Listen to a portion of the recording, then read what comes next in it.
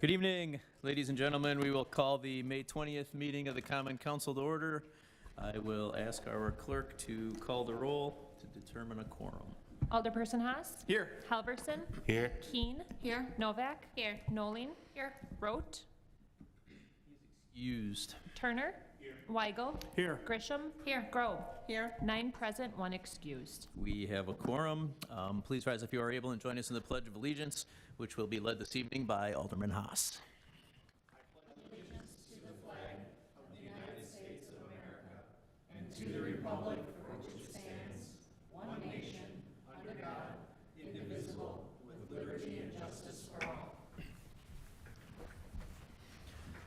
Thank you. We have, moving down to section D, we have 3 public hearings this evening, and I will ask the clerk to read out public hearing number 1. Ordinance to amend limited use criteria for automotive uses. Thank you. And I'll turn it over to staff. Mr. Scherer. Thanks, Mayor. The first item here was inspired by a small business interest in the property at 8123 West Greenfield Avenue. And the property is zoned C2 commercial, and they're interested in operating a window tinting business from this location. The name of the business is Dynamic Auto Glass. The way our current ordinance is set up, it allows automotive repair shops as conditional use. However, only when not abutting a residential zoning district or residential use. And in this case, immediately south of the alley in this location is a residential district with residential uses. So they reached out to their alderpersons and sought sponsorship of an ordinance amendment, and that moved forward through committee, and we're here tonight to discuss that ordinance. And taking a look at the bigger picture, though, in terms of automotive repair shops in West Dallas, ranging from oil change places, transmission, engine repair. There's about 66 vehicle shops in West Dallas right now. What we call them in the zoning ordinance is a light motor vehicle service.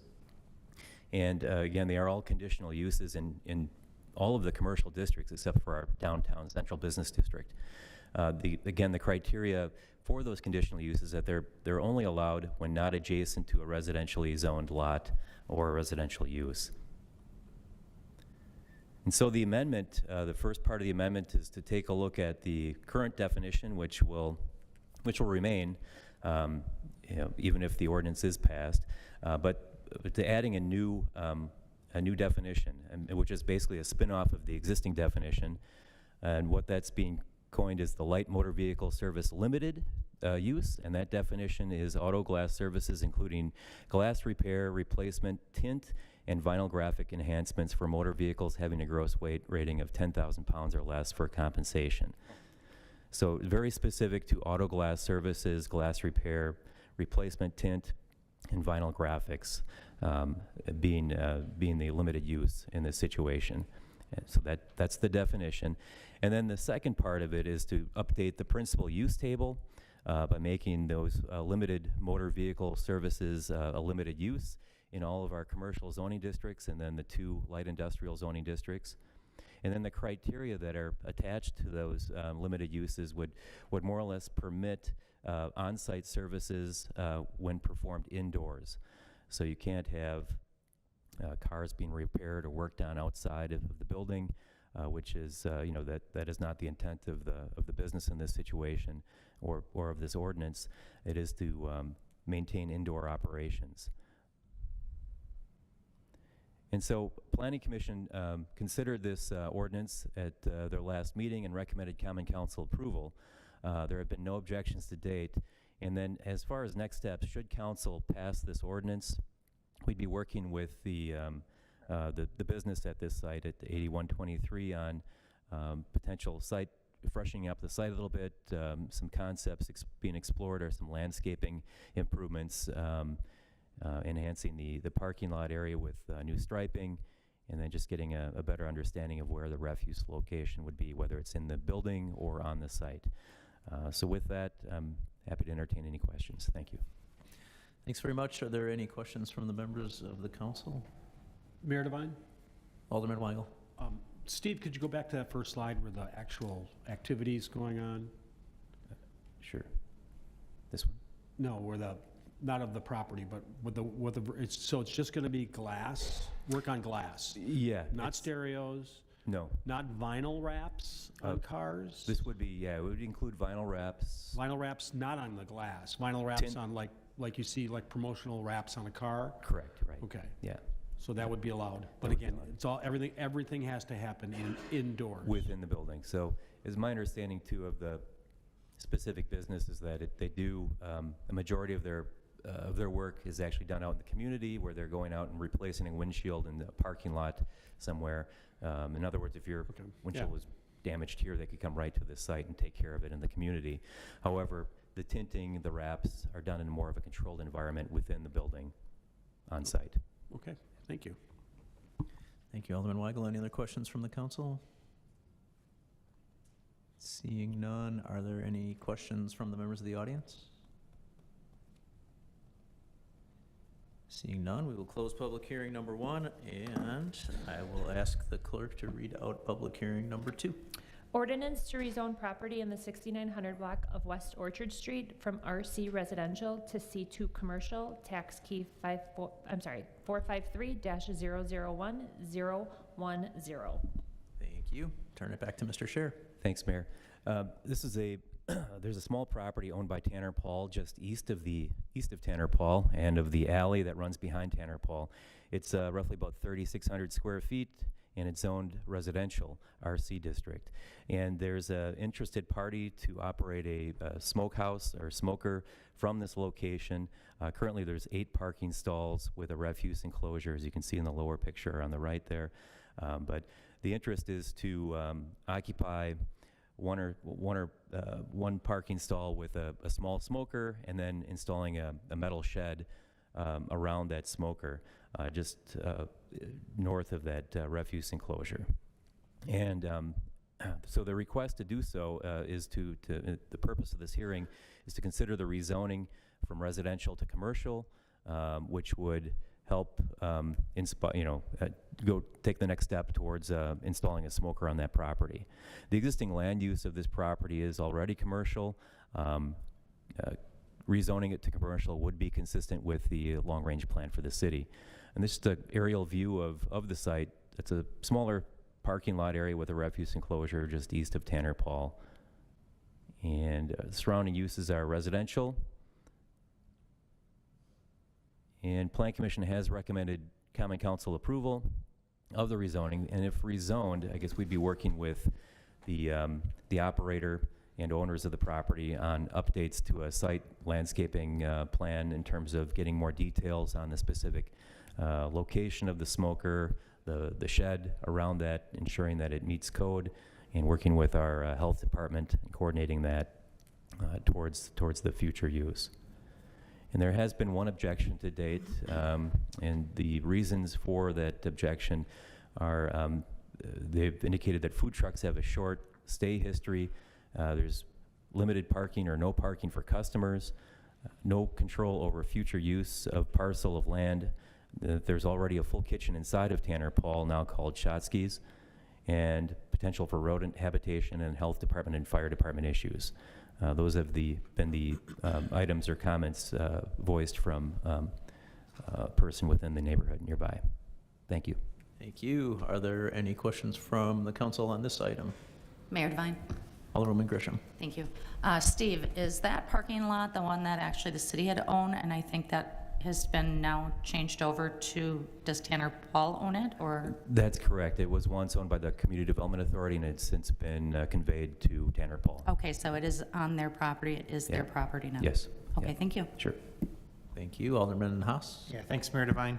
Steve, so who's going to be running this smoker? Is it Tanner Paul or someone connected with Tanner Paul? It's someone connected to it, I think, through a lease arrangement, and it's called Leon Schwartz or Leon's Foods or Iron Pig is the doing business as name. And the concern about a food truck, this is not a food truck, this is a permanent facility. This is my understanding would be a metal shed around a smoker, and it would be installed on the site more permanently than a trailer or a food truck. Thank you. Thanks. Thank you, Alderman Haas. Alderman Weigel? Thank you, Mayor Devine. Steve, correct me if I'm wrong, if there's food preparation going on there, it's gonna need plumbing for water, hand washing, all that? Yes, the health department would coordinate with them and has started to, just sort of in lieu of the zoning. But then there would also need to be electrical hookups and by a licensed electrician to power the Right. smoker. Is there gonna be a restroom required? I believe Tanner Paul would be the place to go. Okay, so, Yeah. there will be essentially a direct connection between this and the Tanner Paul operation? That is my understanding, yes. And 'Cause Yeah. then they might not need a sink for hand washing for the food prep if they have access to the Tanner. But I was just curious about that. Now, the point about future management of the property. So we're gonna do a site and landscape on this, and you might have to spend some money on some landscaping too? yeah, that's part of the condition of approval from Yeah, the planning commission, so that it's- if rezoned, it's not, you can't just start smoking Right, meats it's tomorrow. gonna be more, Yeah. my concern is it might be more money than the applicant had intended on spending on this. And if we rezone it to, what are we rezoning it to, C2? C2, which Okay. is consistent with what Tanner Paul is zoned. But what would that open the door to go there? I understand it's an oddly shaped narrow lot Yeah. and all that. I just want to make sure the zoning change doesn't just open the door for a next unforeseen use there. So, yeah, as far as like the range of uses within C2 could be everything from, office, window tinting.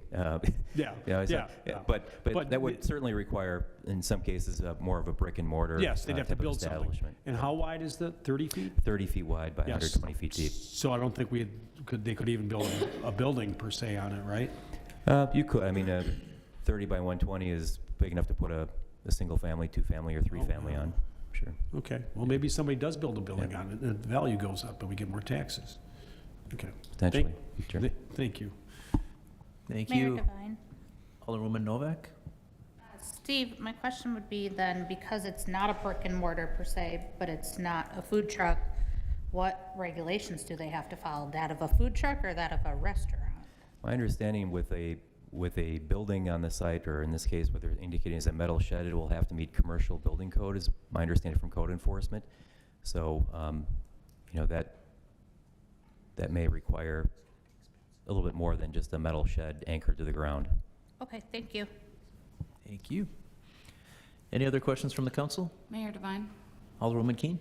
Steve, if we were to change the zoning, could that open it up that they decide not to move forward with this, but an actual food truck could then park there and sell? I'm worried about it being residential, a generator gets loud, so would that open the door for that? Well, currently there could be something parked there now. It is, while it is zoned residential, it is historically been a parking lot for the commercial, Tanner Paul entity, whether it be for customers or, for general parking. So a food truck could park there now. Thank you. Yep. Thank you. Any other questions from the council? Okay. If not, are there any questions from the audience? Can please.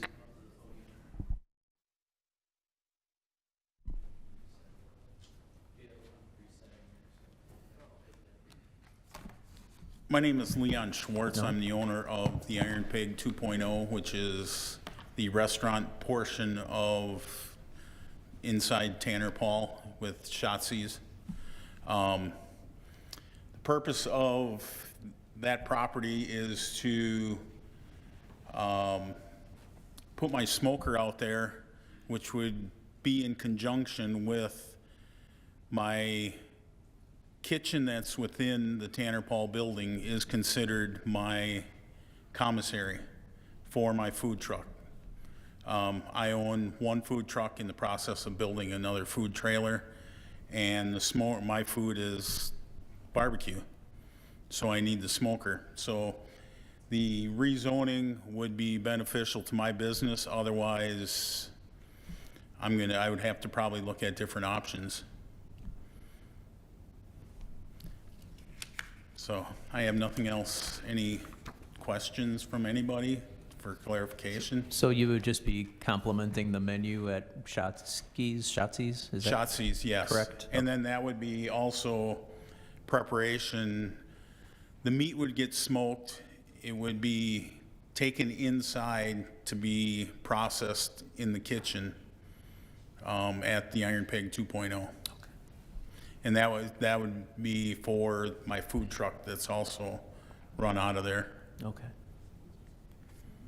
Thank you. Mayor Devine? Alderman Halverson, go ahead. What time are you smoking your meats?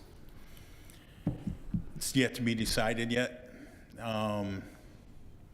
If I get up early enough in the morning, I could do it during the day. Okay. There is always the thing of needing to smoke overnight. And that's to help contain the smoke, and that's why one reason for the shed. The other reason for the shed was it was recommended or required by the fire department to be in a non-combustible building. Sure. So that's why we're looking at the metal shed. Makes sense. Thank you. Mayor Devine? Thank you, Alderwoman Keene. I have another question for you. If you smoke the meat overnight, is someone there with it the whole time, or is it? No, the smoker that I use is a pellet smoker. So it's, you set it. Self-regulated, yeah. Yeah, and just let it go. It's gonna be full of pellets. It's gonna run all night. I've never had an issue with any type of grease fire or anything. Reason being is I don't place the meats directly on the grate.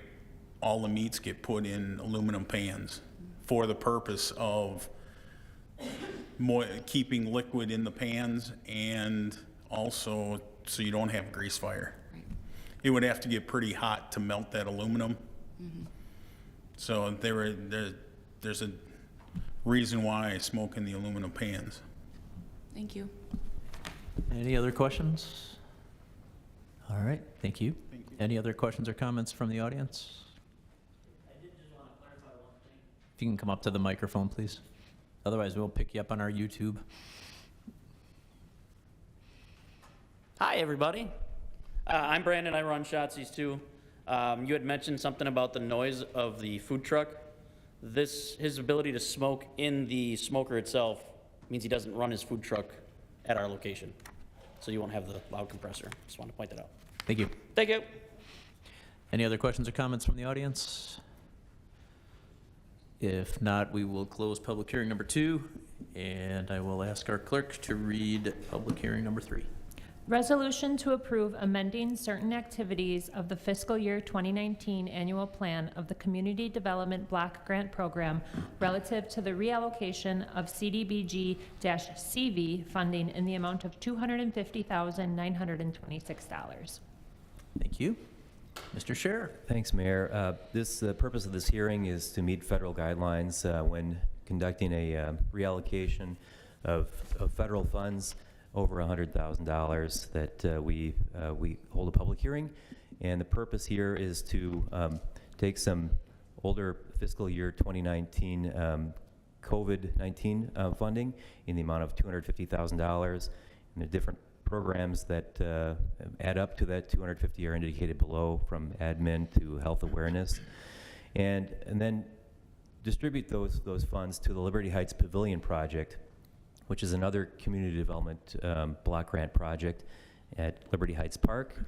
And the purpose of that, again, meeting the COVID criteria for better air circulation, ADA accessibility, enhanced meeting space and for community engagement, as well as neighborhood outreach within the area of Liberty Heights Park, which is an eligible area according to the federal mapping and low to moderate income areas within the city. Thank you. Thank you. Any questions from the council on public hearing number 3? Seeing none, are there any questions from our audience on public hearing number 3? All right. Then we will close our third and final public hearing, and we will go on to Part E of our agendas, public participation, where the council may receive information from members of the public during this 30-minute period. We ask that each speaker announce their name and address for our official record, and just realize that we can't take action on the topics raised by the speakers, and we cannot discuss the topics with the speakers at this time, and we ask that you limit your statement to one theme of no more than 5 minutes. Is there anybody that wishes to address the council under public participation this evening?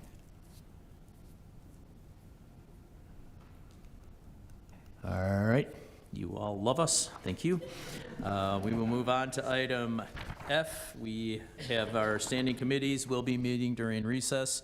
Those room numbers are listed on the top of page 2 of your agendas, so if you are here for a specific agenda item or a license or something regarding common council business, please take a look at the top of page 2, and if you're unsure where to go when we break for recess, please ask one of us, and we'll make sure to get you into the right room. Moving on to item G, the mayor's report. Excuse me, just a couple things we've had in the month of May. We always have these weeks that we give shout out to our staff in various departments, and we have had a couple weeks ago, and I neglected to acknowledge this one at our last council meeting, but it was Municipal Clerks Week. Thank you, Tracy, and sorry we're 2 weeks late. It was also recently Police Week, and I had stopped into the department to present the proclamation to them as Assembly for Third Shift. And it was also Public Works Week. I think that's this week. And then that leads kind of into my next couple of comments. We had a lot going on in the city this weekend, so I just want to take a minute to all the organizers that set up the community cleanup Saturday morning. I know several members of the council were there, and then several members of the council that were there also went to the Department of Public Works open house. So I want to thank the DPW staff for opening that up to the kids in the community. I think they had well over 200 attendees by the end of it. And on Sunday, the health department, in conjunction with Liberty Heights Friends Group, Park Group, did the bike rodeo at the farmers market, and they had about 65 kids go through the various training and safety features, get free bike helmets. I know quite a few older people were at that as well.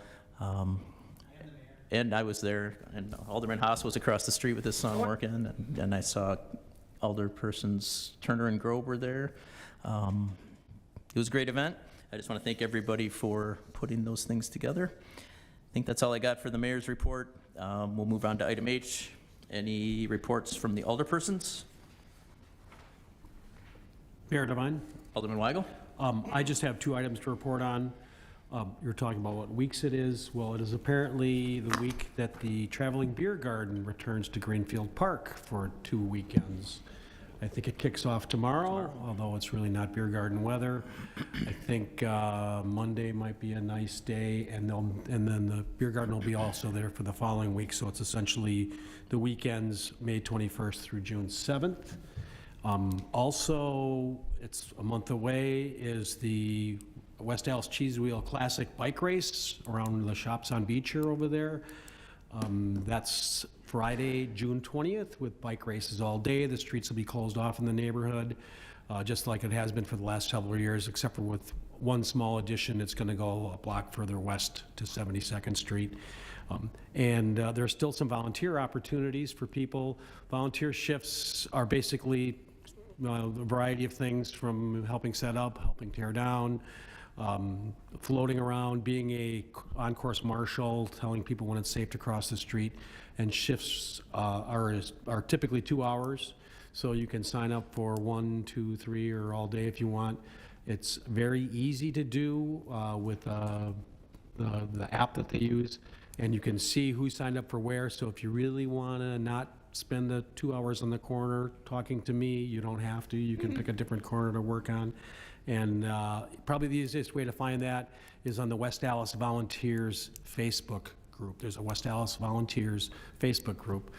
That's you know, there's other ways to find it, but I know for sure that's a very simple way to find it. And if you haven't found the West Dallas Volunteers Facebook group already, I encourage you to go there and see how you can help you make West Dallas better.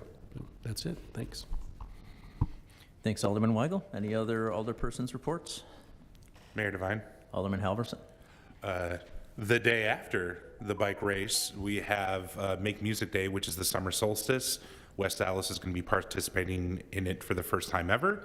It's being hosted by the newly formed West Dallas Arts Committee, and everything's in flux. But right now we've got 7 acts at 7 different stops, different parks across the city, including Alfonso's, the original parking lot. We're going to have music every 2 hours, starting at 8 o'clock in the morning, going all the way to 9 o'clock at Stally Cat. So we are also looking for volunteers. We're not as organized as the bike race because it's our first year, but if you need more information, please contact me. You can find my info on the city website. Thank you. Thank you. Any other alderpersons' reports? Alderman Turner. Can you turn your mic on, sir? I don't think so. It's not lit up. Oh, you got a special one. Oh. Okay, thank you. One thing that everybody's talking about volunteers. One of the things I'd like to see is more volunteers for the neighborhood associations. If you want to make a difference in your community, if you want to see things change, it's the best way to go. And there's a lot of openings right now, and these people are doing a great job. Liberty Heights, doing what they're doing right now with the bike rodeo, block parties, things like that. So please, please get involved with that. Thank you. Thank you, Alderman Turner. Are there any other alderpersons' reports? Yep.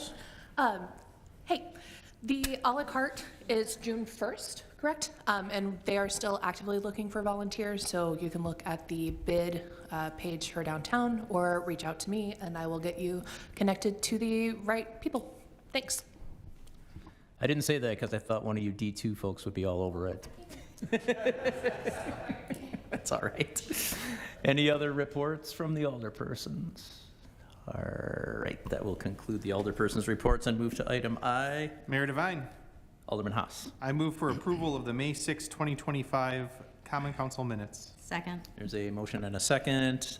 If there are no corrections or changes, all in favor, please say aye. Aye. Any opposed? Ayes have it. Standing committee reports, we have one license under economic development. Mayor Devine, that'll be read out with the rest of the report after Okay. recess. Very good. And then we have Public Works. Is that Alderman Halverson? Are you the Vice Chair of Public Works? Turner, sorry. Okay. And is that the same for Public Safety? Yes. All right. Very good. We're on to the consent agenda. Alderman Haas. Thank you, Mayor Devine. Do any alderpersons wish for separate action on any items in our consent agenda? Then seeing none, I move for approval of item K, our consent agenda. Second. Okay, we have a motion. We have a second. If there is any discussion. If not, I will ask the clerk to call the roll. Alderperson Haas. Aye. Halverson. Aye. Keen. Novak. Aye. Noling. Aye. Turner. Weigel. Aye. Grisham. Aye. Grob. Aye. 9 in favor, 0 opposed. Motion carries. Mayor Devine, Alderman Haas. I move that the Common Council stand in recess until the conclusion of our committee meetings. Second. There's a motion and a second. All in favor? Aye. Any opposed? We are in recess.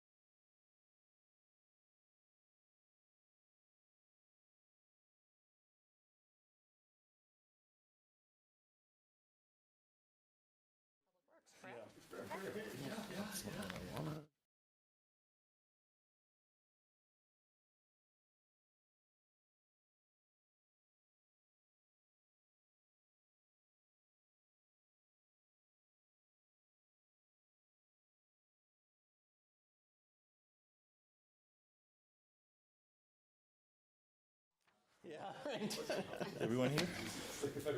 Who goes first, you or me? You do. You do. Oh, thanks. I guess, seem like we have a quorum. Everyone's here today, except for Mr. Alderman Rote. Start the Public Work Committee. And the first one would be number 6Q20250028, ordinance to repeal and recreate previous provisions related to public health, sanitation, and animals. Mr. Chair, the ordinance was discussed at committee of the whole last time 2 weeks ago. I made the 2 updates to it that were requested, including the change to the animal matter pickup times, as well as removing the reference to containers for outside service. And so that new ordinance was uploaded to Legistar as an amended version for the council's consideration. I move, oops, sorry, go ahead. Mr. Chair, I just want to reiterate, what was the form of communication that DPW said we're going to sticker the garbage cans? We're going to do a full communication on social media?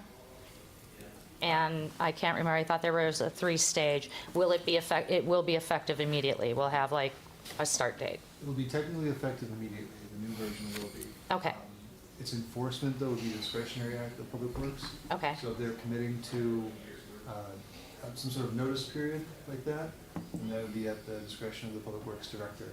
Okay. I also believe he said he didn't want to give an actual timeline on that because he didn't want to encourage people to quickly Exactly. do Yeah, it. load it up. Mhm. So I think it'll be at his discretion at the beginning until he feels that proper notice has been given to people. Okay, sounds good. Okay, Nothing further. and did I get a motion? I move approval. Second. Okay, all those in favor? Aye. Aye. Any against? Ayes have it. Thank you. And I believe that's it for me, right? Item 24, we have. Oh, 24. Okay, let's try that. Oh, that's right, here you go. And that would be R2025-1868, resolution amending the fee schedule to add rental fee for 72nd Street pedestrian plaza. Motion to approve. Second. All those in favor? Aye. Any against? Ayes have it. Thank you. Motion to adjourn. Second. It is adjourned. Okay, all in favor? Aye. Aye. Okay. All right, well, we'll call Public Safety Committee meeting to order. Item 31, 020250042, ordinance to create non-intoxicating beverage license regulating cannabidiol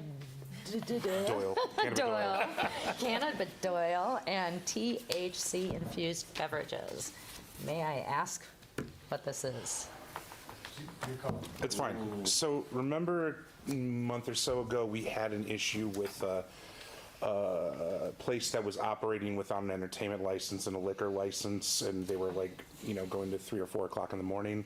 Yes. So they were doing that, but they were also selling these drinks, Okay. which are legal in the state of Wisconsin. You can go to certain bars right now and get them. I was at a grocery store in our neighborhood recently, and there was a whole section in the liquor department. I personally just think that we have nothing at the state level that's regulating any of this. Eventually, it will come to the state, because they'll eventually catch up with it, with THC in general. But I felt like we as a city were responsible to at least regulate the sales of these types of beverages, because even though they're called non-intoxicating, like, they do alter your mood. And I looked at it as we don't want to serve, or we want to have the same rules as we do with alcohol, not serving under 21. We got to card everybody. I feel like we already have the base in place to regulate something like this. It's just now it's a different, it's a different stimulant. Okay, I understand all that. Attorney Decker, being this wouldn't be something under like state statute or chapter 125, how do we create this and what does that look like? So Alderperson Halverson and I had this discussion, and in order for the city to create a local license for a business, there needs to be a state statute authorizing it. You're correct, in chapter 125 does not apply to this, it's not alcoholic. However, there is dare I say, very antiquated law that authorizes the city to, in fact, license the sales at retail of non-intoxicating beverages. I can get into the history if you'd like, it's a fascinating history. It's really cool. Sure. Yeah, do it. Yes. Come along with me. The year is 1921. Wish I was kidding. Yeah. In 1921, what happened then? Prohibition. So in Prohibition times, the state had to come up with a way to enforce Prohibition laws and go after the speakeasies. So they created this law that actually prohibited the service of non-intoxicating liquor, and it required a license for that. And the whole purpose was, if they didn't have a license at all, people could just close their windows, close their doors, have secret, groups, or in order for law enforcement to ever take enforcement action on Prohibition, they need a warrant to get in. So instead, the state got creative and created a license for serving non-intoxicating beverages. So if you're serving anything that could potentially have under 0.5% liquor in there, or anything that was non-intoxicating, they could then enter to search. And what they're really searching for was real liquor. They needed a basis to go in without a warrant. So that's what happened back in 1921.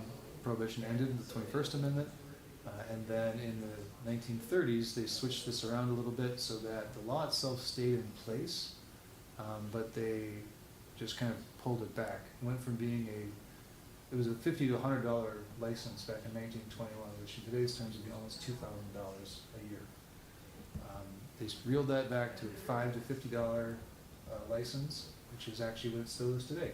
So it hasn't increased in 80 years. So, but there's no case law on this particular statute. It's been renumbered and reviewed and edited several times since then, so the state knows it exists and they haven't repealed it. There's no case law other than case law in support of the old versions of it. So as far as I'm concerned, it's still valid law. It was reworded slightly so that it doesn't have to be liquor anymore. It's just any non-intoxicating beverage under 0.5% alcohol by volume. Those THC drinks generally do not contain any alcohol, so it meets the definition of the statute.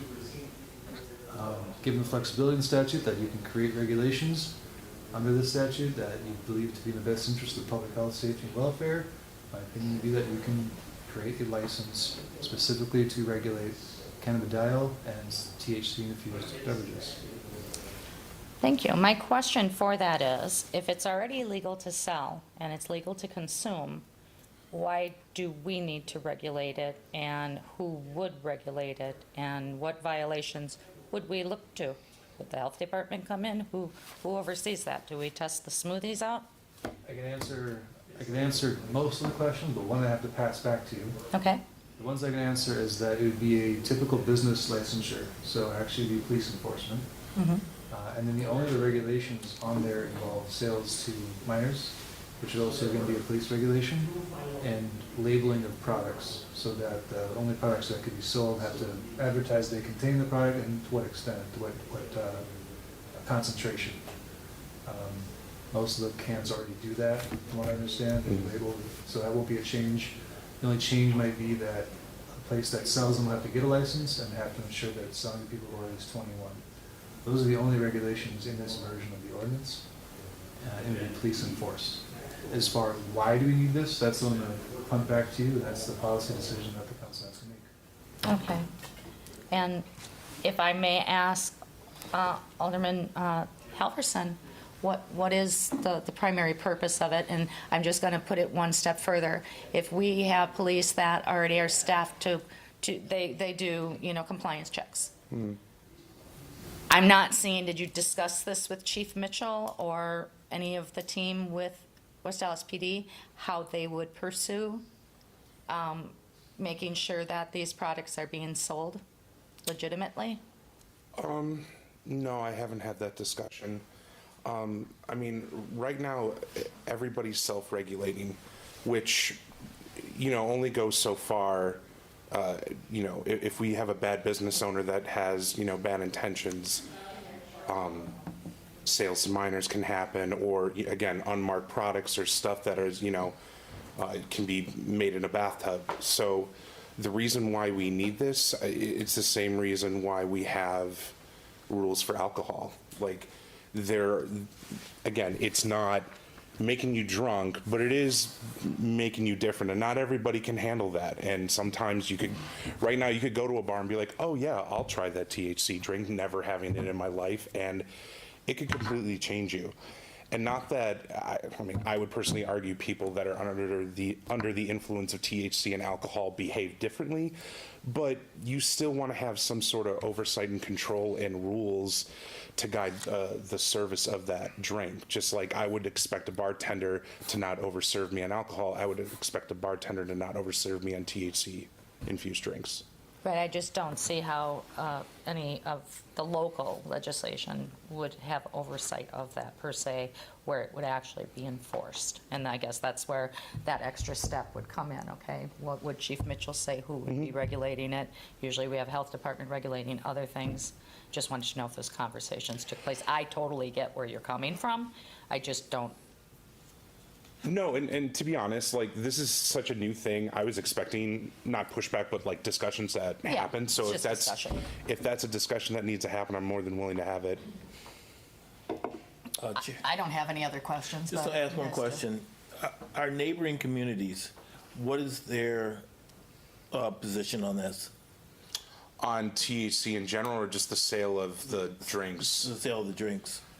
I don't have But that. I'm just wondering if this is one of those situations you just walk across the street and get it there. Kale, do you have any information? I do. So the city is a member of the Wisconsin League of Municipalities, and we do a statewide attorney talk every so often. And this is an item I brought up as when Alderman Halverson and I were discussing it. I said, anyone else looked at it from this angle? And they kind of shook their heads at me because it's the kind of stuff I do. But they basically said, no, we've never followed this. We've never, like, the issue's out there. I believe, based on the reaction I got, though, that Milwaukee will be watching us closely. I think they want us to take the first steps. Okay.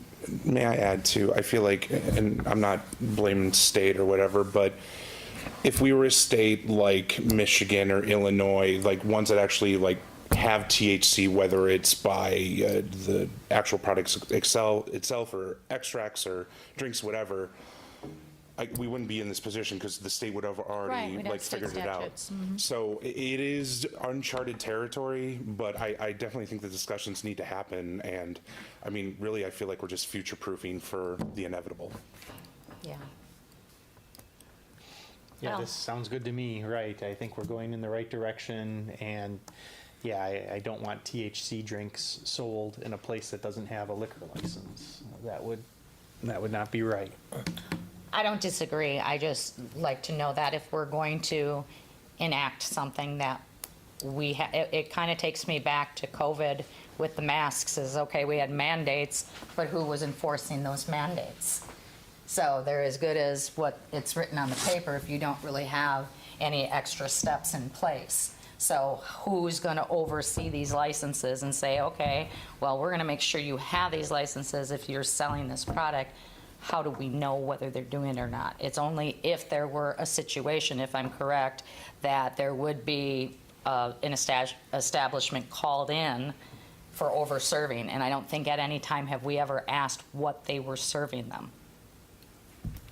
If that makes sense, you know what I mean? I never asked, did you serve them whiskey when you were over-serving them, or were you serving them beer? You know, over-serving is over-serving, regardless of what you're serving. So I just don't understand, like I said, I don't disagree with the regulation, but I think that it's kind of putting the cart before the horse, because if we are going to be a regulated state, or a state that has it, that's when the state will regulate it, and that's how most of the municipalities follow it. I just don't know. Attorney Decker, do you think we could devise something and, okay, have our own regulatory Yes. department for this? Or Yes, so I believe the way it's worded is pretty narrow. It only focuses on the retail side of things. And so, given the fact that retailers generally are open to the public, and at any point in time, a city official can walk into a public space based on prior case law, it would actually be pretty easy to enforce it, because you could just walk in where you know they're sold, see if they're sold there, and then at that point in time, inform the person to get a license.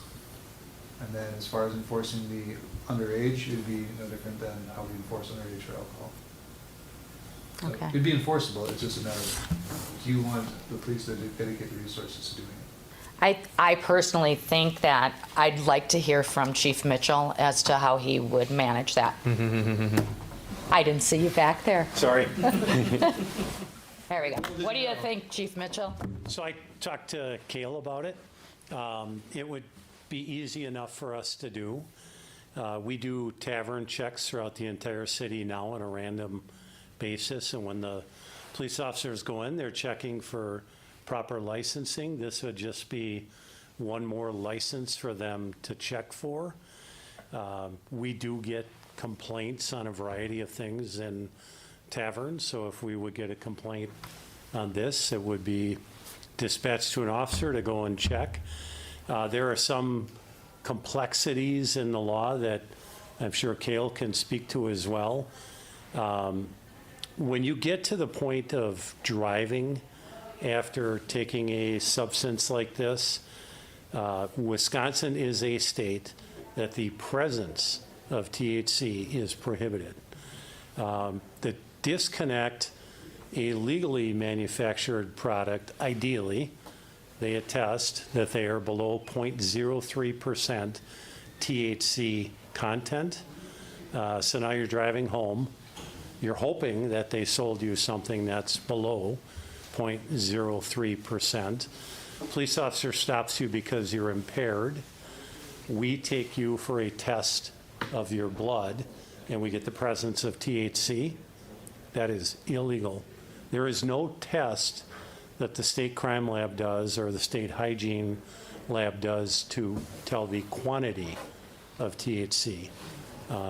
So there could be an educational component to it as well. But under a licensing issue, pretty straightforward. If they need a license, we can inspect that they have it, and we can cite or warn if they don't. Okay, super. I appreciate it. Yep, thank you. I have nothing further. I'll say, if you wish to know more, just because in case someone does watch it, that 0.3% the chief talks about is the manufacturing side of things. It determines whether something is hemp or not. Hemp is legal, marijuana is not. However, the law also allows for quite a large variance, up to 1%, as far as presence within a weight of THC, and it still is allowed to be manufactured. And then, after it's manufactured on the hemp side of things, it doesn't necessarily have to stay as that concentration when it's infused into a beverage. So the beverage you get may be much higher concentration than you think, and the chief's correct, and that if any active THC is present in your system when you're driving, you're technically committing an OWI just like you're driving over 0.08. So it's just, people should be very cautious if they're consuming it in a public place and then driving. Well, and I think this also, taking it a step further, will help bar owners to be a little bit more accountable for the products that they're selling and become a bit more educated. So I think all around, it's probably a win-win. So with that, I have nothing further. Does anybody else have any questions? Is there a motion? I move approval. Second. Okay, there's a motion and a second. Any further discussion? All in favor? Aye. Aye. Opposed? The ayes have it. All right. Item 32, our 2025-1913 resolution authorizing the Director of Public Works to annually temporarily close streets between South 108th Street and 112th Street at West Theo Trekker Way. Madam Chair. Yes.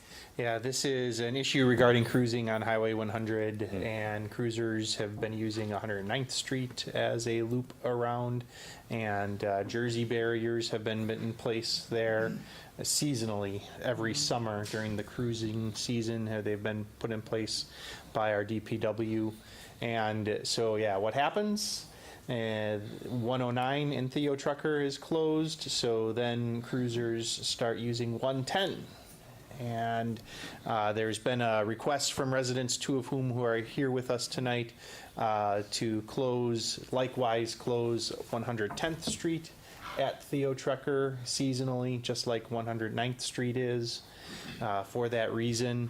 And of the 21 residents on that block, 17 signed a petition, and one was a vacant home, and the owner is out of town, out of state. So yeah, there's strong demand for that. And yeah, then foreseeing, we close 109 seasonally, we close 110 seasonally. What about 111? Oh, and by the way, there are two 111s there, 111th Street and 111th Place. So yeah, this gives us just administratively under the Department of Public Works to assess the situation and close the other streets as the Director of Public Works may see in discussion with the alderpersons what's appropriate.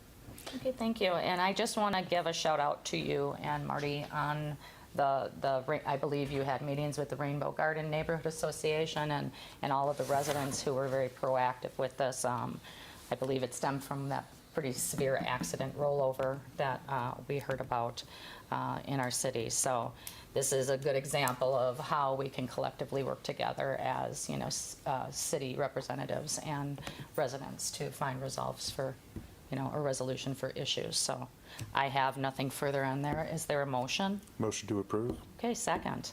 Any further discussion? Madam Chair. Yes? Sorry, are we going to have to put additional Jersey barriers in our capital budget next year? We can do it, yeah.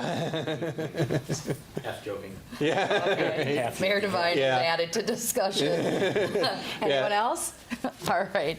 All in favor? Aye. Opposed? The ayes have it. Thank you. Item 33, 2025-2771, notice of non-renewal of an operator's licensed bartender Class C operator for Raul Collin. Is Mr. Collin here? Tracy, did we get any communication? Okay, is there a motion? I move to deny, but we discussed this last time. It's a non-renewal. Yeah. Kale, tell us about it, please. What can we do? So I'd ask the committee if the wishes are to non-renew, just make a motion to authorize the clerk to send a notice of non-renewal and offer the person an opportunity for a hearing. Did we do that? I did that. So, Oh, yep. it's done. Yes. Yeah, This was that his was, chance to yeah, show. this was his I chance. missed the last meeting, so. Yeah, that's okay. In that case, then you just simply, there's no hearing available. He has until June 30th to rectify whatever issue. He has to come back for the committee. This is it. So the crux of this was, he had a bartending license that he thought was still valid, but it expired in June of '24. We did a compliance check, and he was not licensed. They told him he needed to get a license. He applied, but things have since come up on his background. Weren't we supposed to So have he technically is not operating on a provisional right now. Oh, he did, For okay. 60 days. Okay. Yeah. So then, Yep. so given that information, I'd ask that the committee move to non-renew this license and revoke the provisional license. Okay, is there a motion for that? Yeah, so moved, what Kale said. Okay, and is there a second? Okay, there's a motion and a second. Any Madam further? Chair? Yes. Madam Chair? Yes. Quick question. Could he get a state license? The state's issuing operator Are they license. issuing them right now? Not yet. Yes, no, there are bartenders in Milwaukee that have them. Okay, I mean, you could make application for that, I'm sure, I'm just not Sure, sure. they'll give it to him. Are we keeping a hit list of people who have been denied or non-renewed? Are they gonna respect it? Is that- We don't have hit lists. Hold Are it. they gonna look at people? For the record. Is there gonna be any kind of scrutiny? No. Chair, Yes, please. the state is gonna be under a lot of pressure on what the standards are. I don't know how they're gonna handle that, frankly. It's a new law, and I'm certain that they're gonna have a consistent way of enforcing that law statewide, and it won't be as strict as the strictest community in Wisconsin. So it's gonna be interesting to see how they do it. And Alderman Weigel, just for the record, I was going to ask Attorney Decker to possibly present at maybe a committee of the whole, so we kind of understand what the new laws are going to look like and how we are going to proceed as a city. I think that would be beneficial. So, all right. Anything else? We have item 34. Did I do the vote on that? I'm sorry. I just lost my train of thought. We did the vote? Okay, you just have the additional question. All right, item 34, 2025-3003, Class A, B, and C alcohol license renewal applications. Everybody took a look at the list? I move approval. All right, there's a motion. Second. Okay, there's a motion in 2 seconds. Any discussion? All in favor? Aye. Aye. Opposed? The ayes have it. Is there a motion for adjournment? So moved. Second. Okay, all in favor? Aye. We're adjourned. You sound so happy when you do these things. I move approval. I-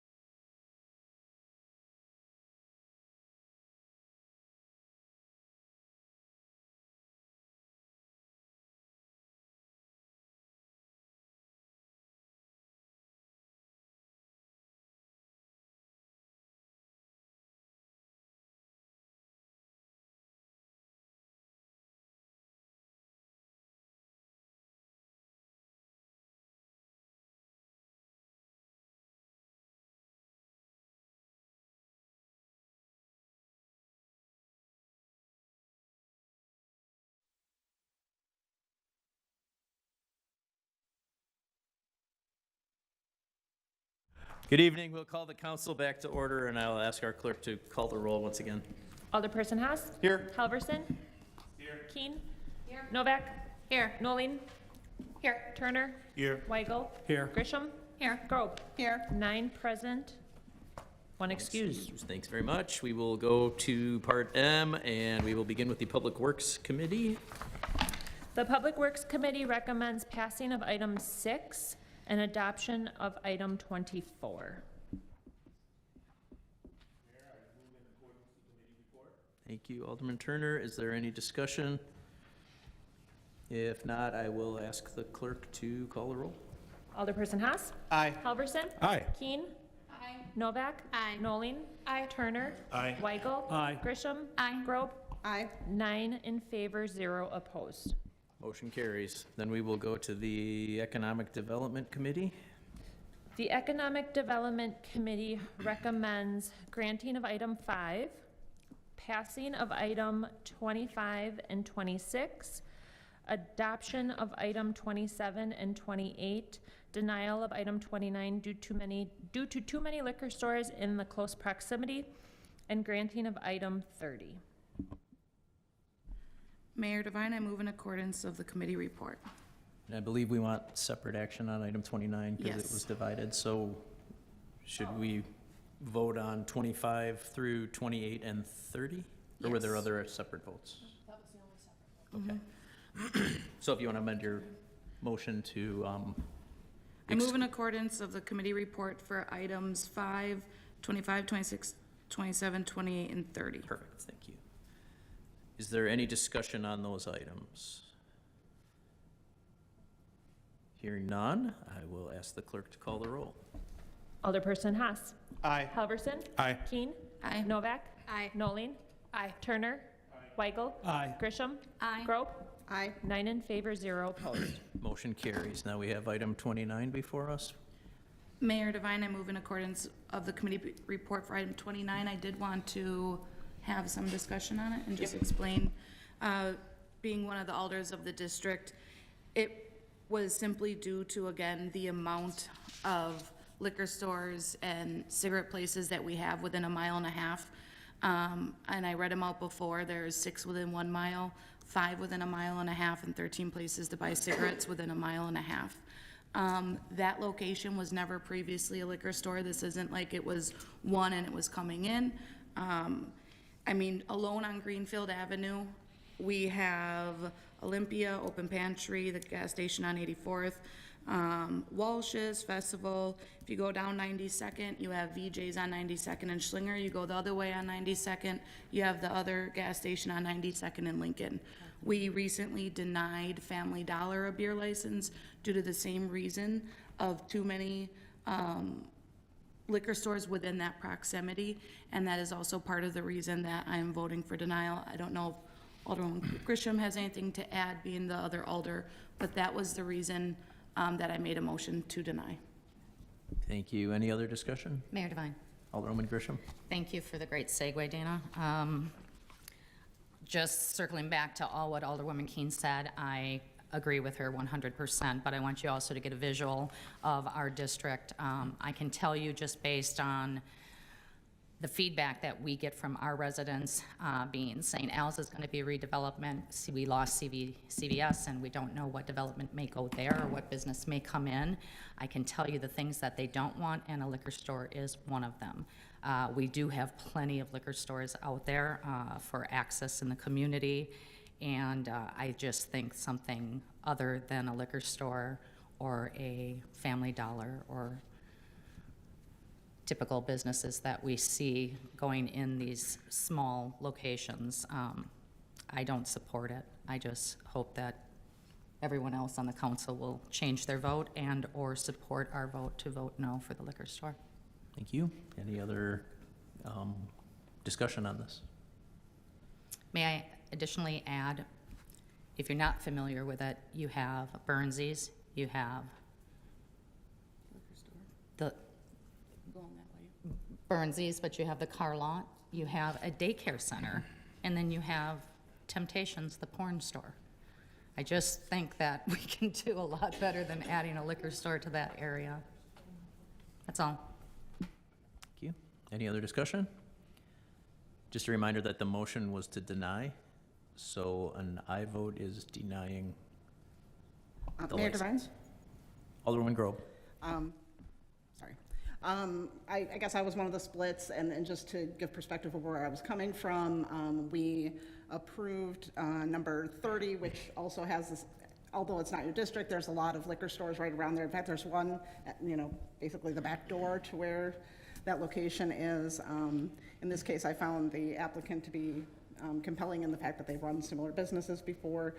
Generally, I will give the nod to that district, but it seemed inconsistent to me to approve one and not the other, just to put where I was coming from at least. Mayor Devine? Oh, You can have it. okay, sorry. Alderwoman Novak. All right. Just to go off of what Alderwoman Grobe said, I look at 30, because that's not my, I think that's yours, isn't it? Yes. Yeah, I was gonna say, it's just outside of my district, but that was previously and is still currently a establishment that sells liquor. So I looked at it a little bit differently, and although, 30 is the gas station. yeah, Getting they sell beer. liquor, don't they? No. They, The- They there's a haven't liquor store- before? There's a liquor store next no, door. I know that, but hasn't the gas station always? No, this is a new license. for Okay, the gas station. okay. Just for clarity. Okay. Just for clarity, the address on Oklahoma 107th, it's a gas station, Yeah, I and know that's that, but I was just looking at the one beer. right next. I swear I've bought There's a liquor there store next before. door. There's a full liquor store next door. Okay. Either way, I do see the point.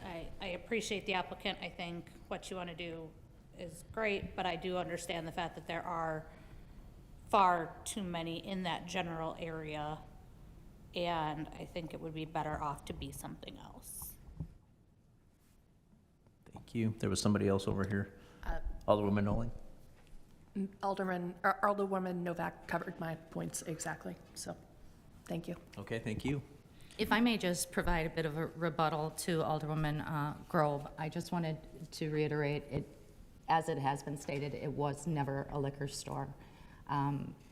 It's primarily residential area there. It's just shy of the freeway ramp.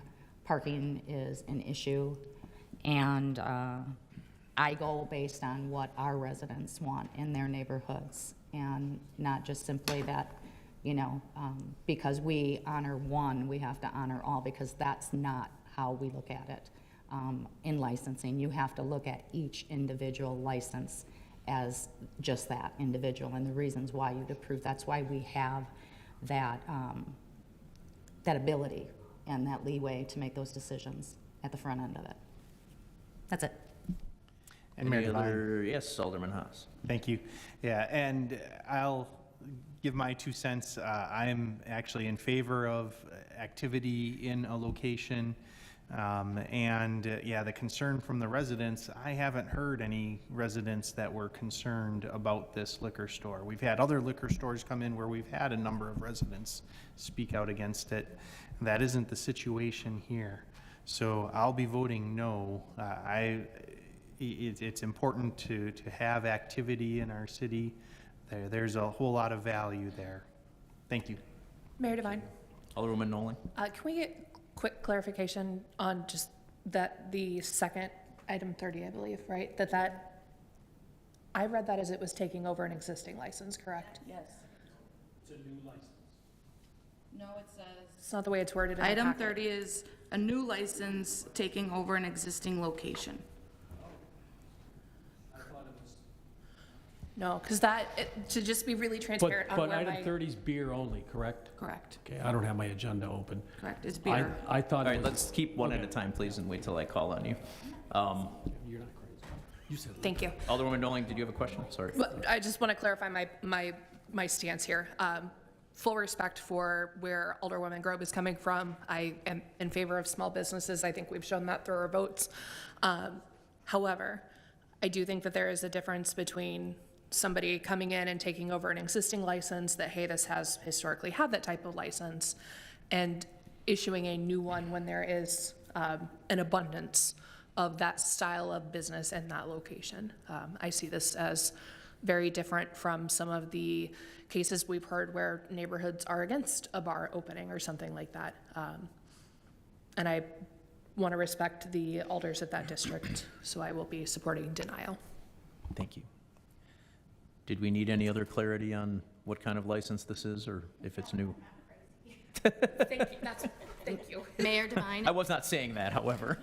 Mayor Devine? Alderwoman Grisham. If I could just make one more point to, with all due respect, Alderman Haas, I wouldn't expect that you would hear from the residents because that's not your district.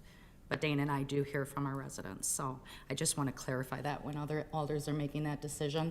I respect that if you tell me your residents are reaching out and are opposed to something going in, that you respect that. Thank you. Thank you. Anything else? All right, so remember again, I think we all know this, but just to be safe, the motion is to deny, and I will ask the clerk to call the roll. An aye is in favor of denying. Alderperson Haas. No. Halverson. Aye. Keen. Aye. Novak. Aye. Noling. Aye. Turner. No. Weigel. No. Grisham. Aye. Grobe. No? 5 in favor, 4 opposed. Okay, the motion is approved. Motion carries. Way to have a concert, Alderman Rote. All right. That does then conclude the Economic Development Committee, and we will move to the Public Safety Committee. All right, the Public Safety Committee recommends passing of item 31, adoption of item 32, approving of the non-renewal notice and a revocation of the provisional license for item 33, and granting of item 34. Mayor Devine? Alderwoman Grisham? I move for approval of the Public Safety Committee report. Okay. Is there any discussion? If not, I will ask the clerk to call the roll. Alderperson Haas. Aye. Halverson. Aye. Keen. Aye. Novak. Aye. Noling. Aye. Turner. Aye. Weigel. Aye. Grisham. Aye. Grobe. Aye. 9 in favor, 0 opposed. Motion carries. Mayor Devine, Alderman Haas. I move that the council stand adjourned until the next scheduled meeting, Tuesday, June 10th, 2025. Second. There's a motion and a second. All in favor? Aye. Anyone opposed? We are adjourned.